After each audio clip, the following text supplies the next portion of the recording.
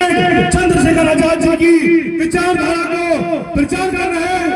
Azad Samaj party के राष्ट्रीय महासचिव, हम सबके नेता, बहुत ही सम्मान के योग्य आदरणीय बड़े भाई रविंद्र भाटी जी से मैं निवेदन करना चाहता हूं कि वे आए और अपना व्यक्तित्व रखे। आदरणीय बड़े भाई रविंद्र भाटी जी, रविंद्र भाटी जी संघर्ष करो, रविंद्र भाटी जी संघर्ष करो। आजाद समाज पार्टी जिंदाबाद, भीम आर्मी जिंदाबाद। जोरदार तालियों से स्वागत कीजिए बड़े भाई रविंद्र भाटी जी का। रविंद्र भाटी जी संघर्ष करो। आदरणीय रविंद्र भाटी जी।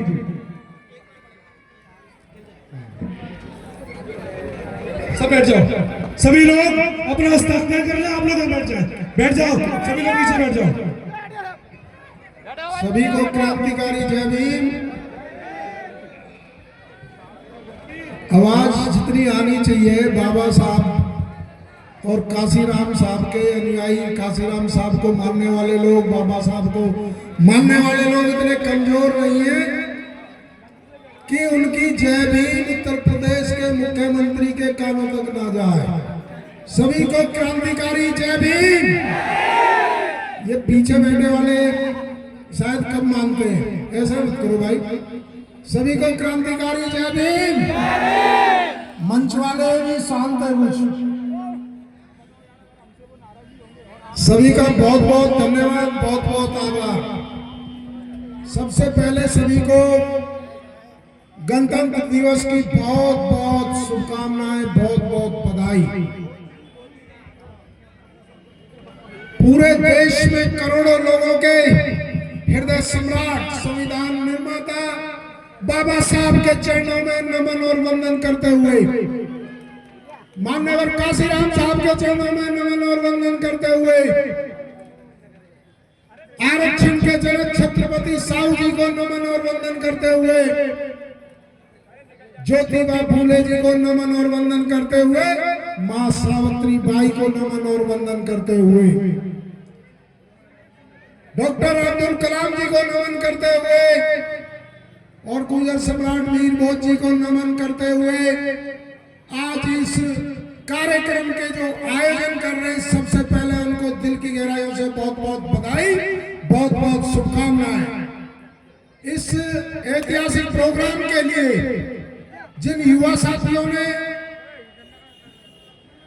इस प्रोग्राम की तैयारी की, आजाद समाज पार्टी और भीम आर्मी के कार्यकर्ताओं ने, और मंच पर उपस्थिति बहुत ही सम्मान के योग्य समाज की दशा और दिशा तय करने वाले लोग बैठे हैं। आप सबका भी धन्यवाद करता हूं और आभार करता हूं और जय भीम बोलता हूं। देखिए, 15 अगस्त 1947 को देश आजाद हुआ था, लेकिन बहुजन समाज की असली आजादी 26 जनवरी 1950 हुई थी, जब देश पे संविधान लागू हुआ था।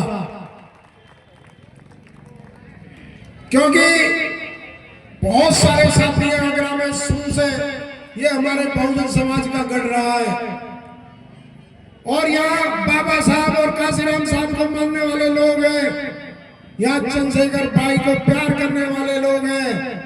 अपनी बात शुरू करने से पहले पूरे देश में बहुजनों के हृदय सम्राट और मान्यवर बाबा साहब और काशीराम साहब के मिशन को ऊंचाइयों पर ले जाने वाले, जिनका नाम दुनिया ने टाइम्स मैगजीन में भी जिनका लोहा माना, एडवोकेट चंद्रशेखर आजाद जी को अपना आदर्श और नेता मानते हुए, अपना भाई मानते हुए अपनी बात शुरू करता हूं। और उन शहीदों को भी नमन करता हूं जिन्होंने देश की आजादी में योगदान दिया। हंसते हंसते फांसी के तख्ते पर झूल गए, जिनकी वजह से आज हम यहाँ स्वतंत्र भारत में सांस ले रहे हैं। उनके लिए भी 2 लाइन कहकर अपनी बात शुरू करता हूं कि दम निकले इस देश की खातिर, अपना ये अरमान है, और एक बार इस राह में मरना 100 जन्मों के समान है। ये अपने क्रांतिकारियों को, देशभक्त जिन्होंने देश के लिए अपनी जान की, अपने प्राणों की आहुति दी, उनको भी नमन और वंदन करता हूं।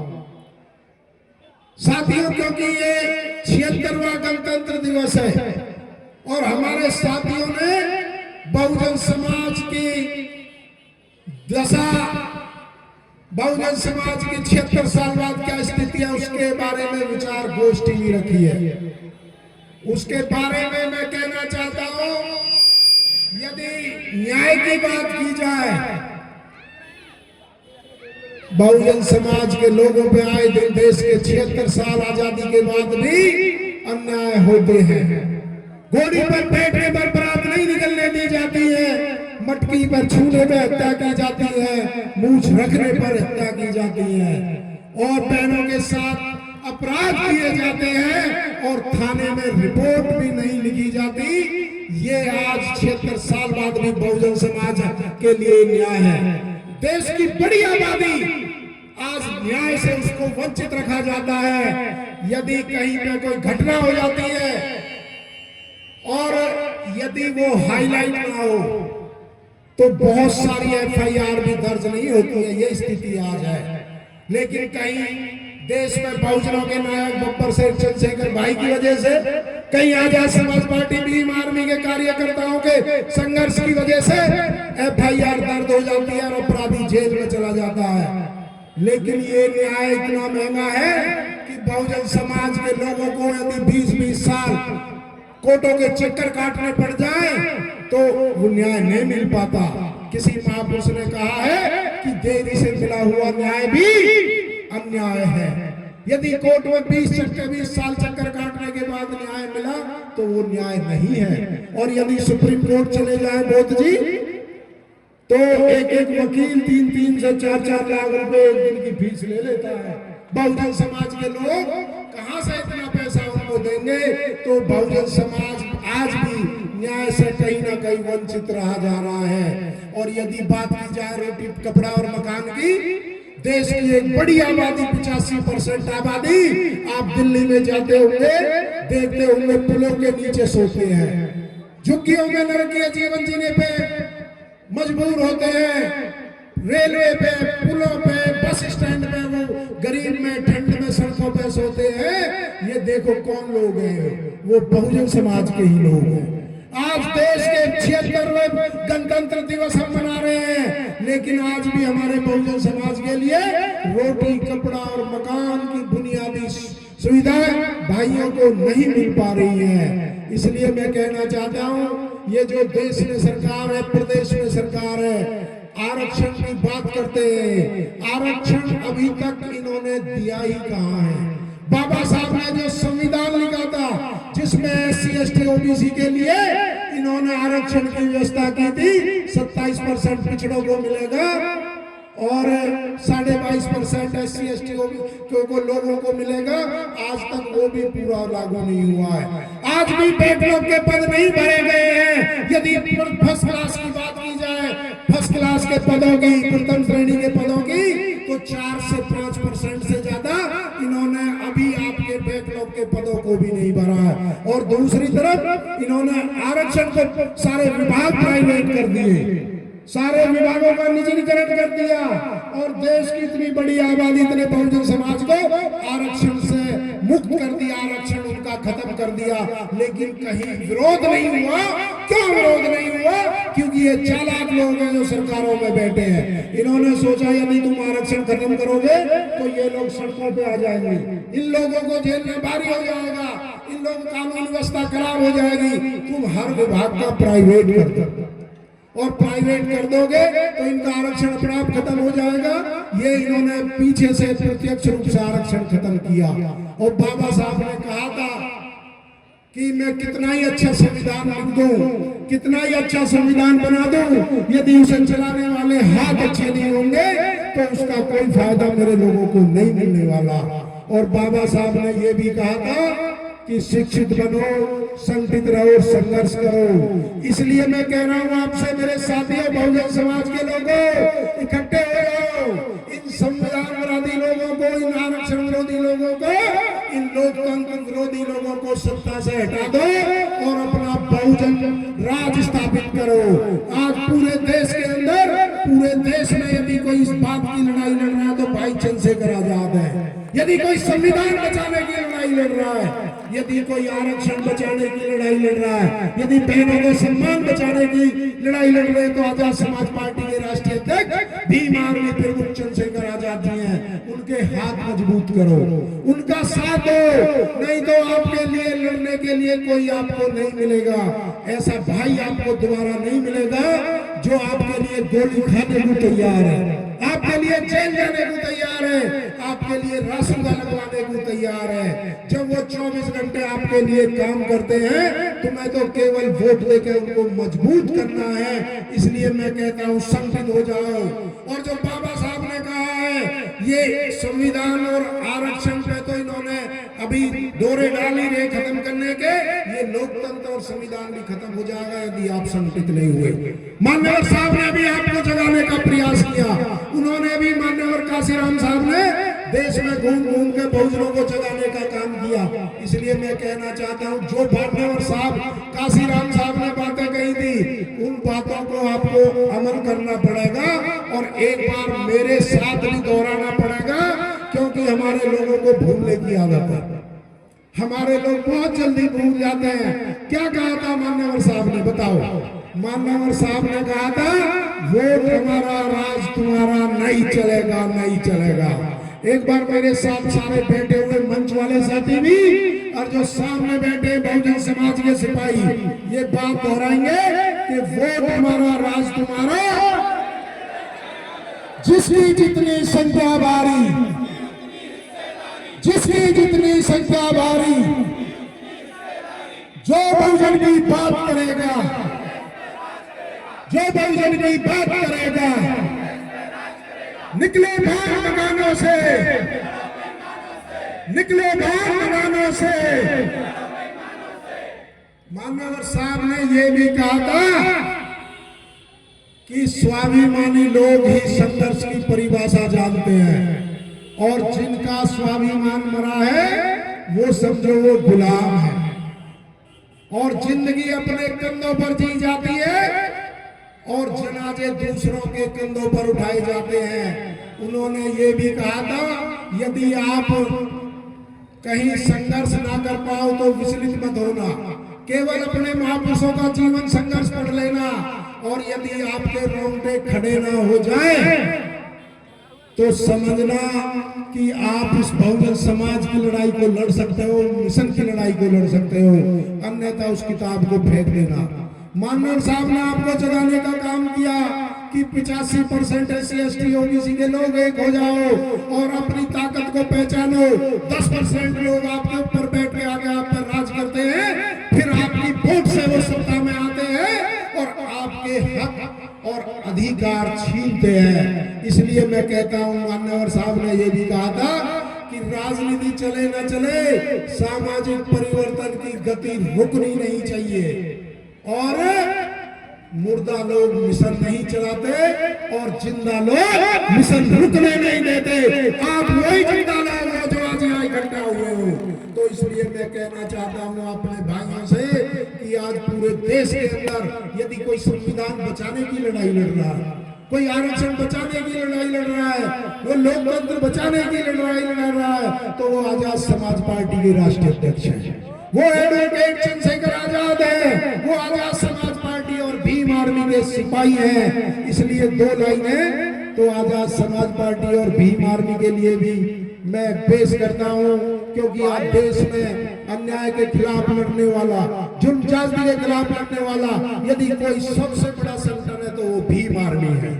और भीम आर्मी के कार्यकर्ताओं ने अपनी खून पसीने की संघर्ष से एक अपनी आवाज, अन्याय के खिलाफ आवाज बुलंद की है और वो जाते हैं जहां भी तो प्रशासन वाले लोग कहते हैं कि ये हंगामा करने वाले लोग हैं, ये दंगाई लोग हैं। लेकिन मैं उनसे कहना चाहता हूं, Bhim army Azad Samaj party advocate Chandrashekhar Azad के वो सिपाही हैं जो पूरे देश में एडवोकेट चंद्रशेखर आजाद जी को नेता मानकर जिन्होंने कसम खाई है अन्याय के खिलाफ लड़ने की, जुल्म के खिलाफ लड़ने की, भ्रष्टाचार के खिलाफ लड़ने की, तो उन सिपाहियों के लिए भी दो लाइन कहता हूं कि हो गई है पीर पर पर्वत सी पिघलनी चाहिए और इस हिमालय से कोई गंगा निकलनी चाहिए। और सिर्फ हंगामा खड़ा करना मेरा मकसद नहीं, मेरी कोशिश है कि ये सूरत बदलनी चाहिए, ये सूरत बदलनी चाहिए। और आग मेरे सीने में ना सही, आग तेरे सीने में सही, लेकिन ये आग जलनी चाहिए, ये आग जलनी चाहिए। आप सभी भाई यहाँ पहुंचे, आपका बहुत बहुत धन्यवाद। हमारे मंच पर हमारे श्याम प्रकाश बौद्ध जी प्रभारी आगरा मंडल, मैं धन्यवाद देता हूँ।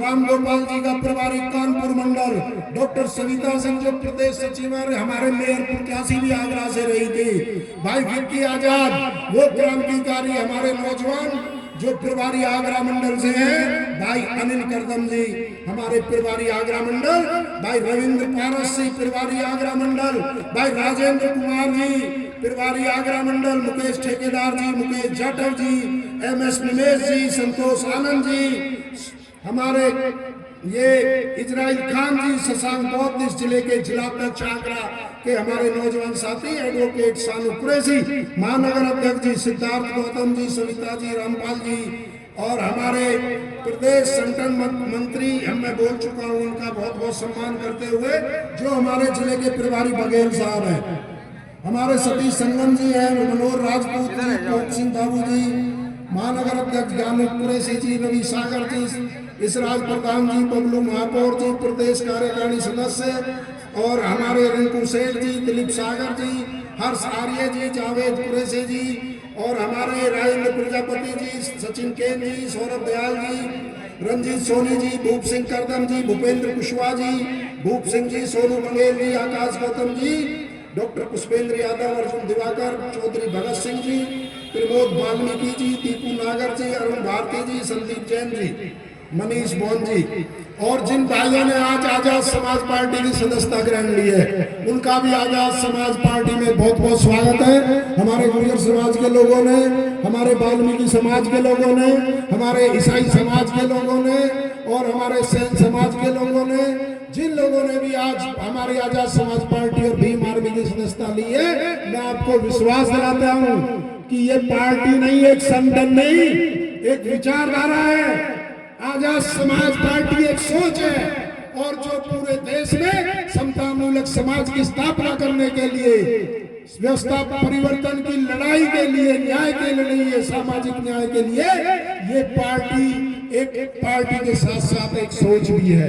ये चंद्रशेखर भाई ने पूरे देश में एक सोच पैदा की है, और हजारों चंद्रशेखर आजाद पैदा किए हैं। इसलिए आप सभी का बहुत बहुत धन्यवाद, आयोजन कमेटी का बहुत बहुत धन्यवाद। मंच पर किसी साथी का नाम रह गया हो, सामने मेरी माताएं, बहनें, बेटियां, आपको जय भीम। हमारे युवा साथी जो इधर खड़े हैं, आपने प्यार दिया, सम्मान दिया, मैं आपके बीच ये बात आज 26 जनवरी के अवसर पर कहता हूँ, एक बार आजाद समाज पार्टी को मौका देकर देखो।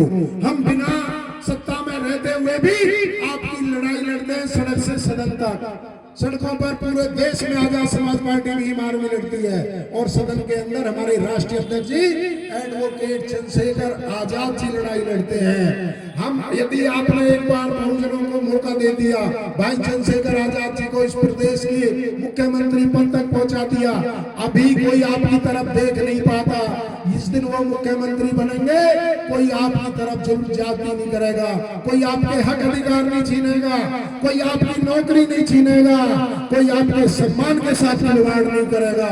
बहुत बहुत धन्यवाद, बहुत बहुत आभार। जय भीम, जय भारत, खुदा हाफिज।